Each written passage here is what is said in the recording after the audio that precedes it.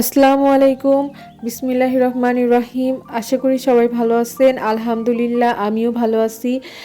তো আজকে ভিডিওটা সকাল সকাল শুরু করলাম। আমি একটু আর কি বাইরে যাচ্ছিলাম, আমার সাথে আমার মেয়েও ছিল। তো বাইরে কিছু কাজ ছিল, সেই কাজগুলা করার জন্যই যাচ্ছিলাম। তো প্রথমে আমি ব্যাংকে চলে গেলাম। তো এই ব্যাংকের কিছু ক্লিপ আপনাদের সাথে শেয়ার করলাম। ব্যাংকে ভালোই ভিড় ছিল, একটা লম্বা লাইন ছিল। তো এর জন্যই ব্যাংকের কাজ শেষ করতে আমার বেশ খানিকটা সময় লেগে গেছে।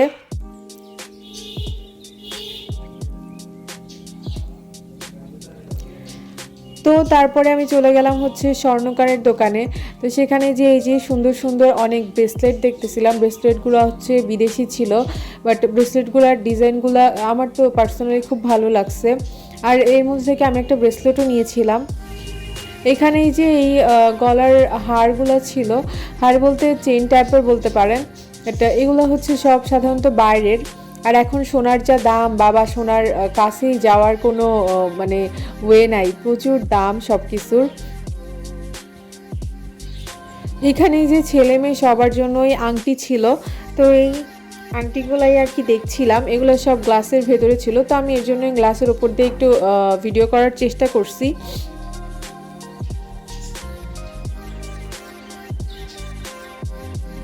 এখানে এই যে বড় যে আংটিটা, আমি সাধারণত বড় আংটি পরি না, আর আমার কেন জানি ভালো লাগে না। অনেকে আছে যে তারা বড় আংটিগুলো অনেক পছন্দ করে, বাট আমার না কখনোই বড় আংটি পরতে ভালো লাগে নাই। আমার মনে হয় যে ছোট ছোট আংটি পরবো, সেগুলো দেখতে খুব ভালো লাগে, আর হাতের মধ্যেও না খুব সুন্দর সেগুলো ফুটে ওঠে। তো তারপরে আমি চলে গেলাম হচ্ছে ড্রেসের দোকানে। সেখানে যে আমি এই যে এই ড্রেসগুলো দেখছিলাম, মানে আমি ভাবলাম যে বাসায় পরার জন্য কিছু ড্রেস নিব। তো এর জন্যই আর কি আমি ওখানে গেছিলাম কিছু ড্রেস দেখতে। তো তার মধ্যে এই ড্রেসগুলো আমার খুবই ভালো লাগছিল। আর এই ড্রেসটার 3টা কালার ছিল, 3টা কালারই কেন জানি অনেক ভালো লাগছিল। আর এখানে যে এই বেগুনি কালার ড্রেসটা, এটা অনেক বেশি মানে কাজ করা ছিল। তো অনেক বেশি লাইট আর কি, মানে গ্লাসের কারণে অনেক বেশি গ্লেজ দিচ্ছিল। এই ড্রেসটার ওড়নাটা অনেকটা মানে অনেক বেশি হচ্ছে নর্মাল ছিল, মানে তেমন কোনো কাজ ছিল না। আর ওড়নাটা দেখে অনেকটা সুতির লাগতেছিল। সো ড্রেসের সাথে কেন জানি ওড়নাটা তেমন ভালো লাগছিল না। বাট আমার মনে হয় যে তারা যারা এইসব ড্রেসগুলো তৈরি করে, ডিজাইনাররা, তারা অবশ্যই সব কিছু একসাথে সেট করে। তো আমার থেকে তাদের চয়েসটা অনেক বেশি বেটার।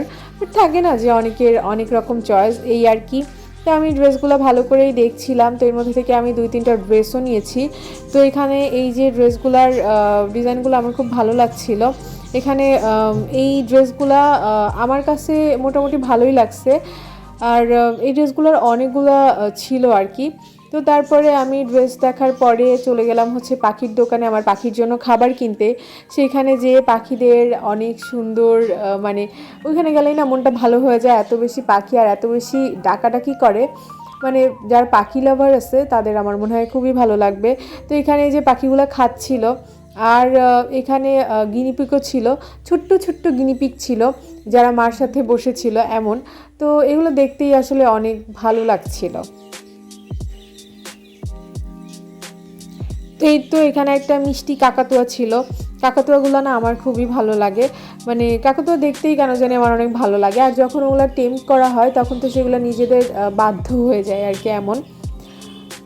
তো এই যে এখানে পাখিগুলো খুব শান্তিতে ছিল। এখানে একটা হচ্ছে ডায়মন্ড ডাব ছিল। ডায়মন্ড ডাব আমার কাছে মনে হয় যে এমনি যেসব ডাব আছে তার থেকে ডায়মন্ড ডাবটা অনেক বেশি স্পেশাল। অ্যান্ড ওটা আমার আসলে ওটা দেখে আমার কাছে ডায়মন্ড ডায়মন্ড ফিল আসে। তো যাই হোক, তো তারপরে এই তো আমি কিছু পাখির ভিডিওই করলাম, তাদের সাথে পাখিদের সাথে একটু গল্প করলাম। পাশে দেখেন যে ছোটো ছোটো বাচ্চাগুলো পাখিগুলোকে দেখতেছিল কাছ থেকে এসে। এখানে একটা পাখি খুব আনন্দে দোল খাচ্ছিল দোলনাতে। আমার পাখিগুলোরও তো দোলনা আছে, তো ওরাও অনেক সময় দেখি দোল খায়। তো এখানে পরে চলে গেলাম হচ্ছে পাঞ্জাবির দোকানে, কিছু পাঞ্জাবি দেখলাম। আবার হচ্ছে আমার একটা ছোট নাতি আছে, তো তার জন্য একটা পাঞ্জাবি কিনলাম আর কি। ছোটদের না ডিপ কালারগুলো অনেক বেশি ভালো লাগে। তো আমি বাচ্চাটা, ওর জন্য আমি ওই ডিপ কালারটাই কিনলাম। তো তারপরে এই যে আমি হচ্ছে নাস্তা বানানো শুরু করলাম, যেহেতু হচ্ছে ইফতার কিছু সময় পরে। তো এর জন্য আমি ফলমূলগুলো আগে আলাদা করে ধুয়ে টুয়ে কেটে রাখছি। আর এখানে হচ্ছে যে বড়িগুলো আনা হয়েছিল সেগুলো অলমোস্ট শেষের দিকে চলে আসছে। এখানে বুন্দিয়া ছিল, আপনারা বলবেন যে বুন্দিয়া খেতে কার কার ভালো লাগে। আমার তো ভালোই লাগে। আর আগে না বুন্দিয়াগুলো বিভিন্ন কালারের হতো, বাট এখন কেন জানি একটা কালারই আছে। এখানে একটা বেল ছিল, আমি ভাবলাম যে বেলের শরবত বানাবো, কারণ সারাদিন রোজা থাকার পরে যখন বেলের শরবত খাওয়া হয় তখন শরীরটা অনেক বেশি ঠান্ডা হয়ে যায়, মানে বেলের শরবত একটা আলাদা লেভেলের স্বাদ আর কি। আর এই তো আমি পরে ফুলকপিগুলো চপ বানাবো, এর জন্য ফুলকপিগুলো একটু ভাপ দিয়ে নিচ্ছিলাম। এখানে দেখেন চপগুলো কি সুন্দর ফুলকো ফুলকো হয়েছে। তো এই তো আজকে এই পর্যন্তই, সবাই ভালো থাকবেন, আমার চ্যানেলটিকে সাবস্ক্রাইব করবেন। আল্লাহ হাফেজ।